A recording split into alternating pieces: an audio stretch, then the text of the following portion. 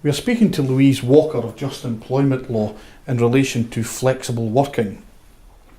Louise, could you explain a little bit about flexible working and what it is? Yes, employees can request flexible working, which would allow them to change the place that they work, change the times that they're required to work, or change their hours of work. There's a lot of different variables that employees can ask to do as part of a flexible working pattern. So Louise, who can make a flexible working request? Employees who have at least 26 weeks service can make a flexible working request, provided they've not made another request within the last 12 months. The law in this area has recently changed, and previously only employees with particular caring responsibilities could make these requests. But now all employees, as long as they have 26 weeks service, can make a flexible working request. How does an employee make a request, Louise?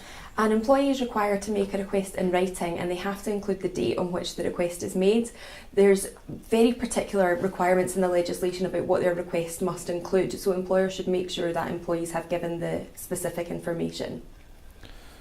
And what should an employer do after they've received a request? An employer has to deal with a request reasonably. There's no definition of what that means exactly, but ACAS recommends that would involve meeting with the employee and allowing the employee to bring a companion along to that meeting. And how long does an employer have to consider a request? Unless the parties agree longer, the employer must deal with the request within 3 months, and that means reaching a decision, including the outcome of any appeal within that time. And typically, how would an employer go about considering a request in your experience?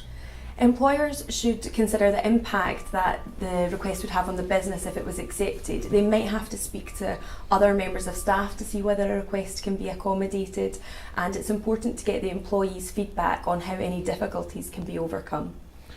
And would there be any meetings with the employee to consider that? Yes, certainly. The ACAS code recommends having at least one meeting with an employee to discuss the request. Okay. And would an employee have the right to have a companion present? Yes, again, ACAS recommends allowing an employee the right to bring a companion along to that meeting.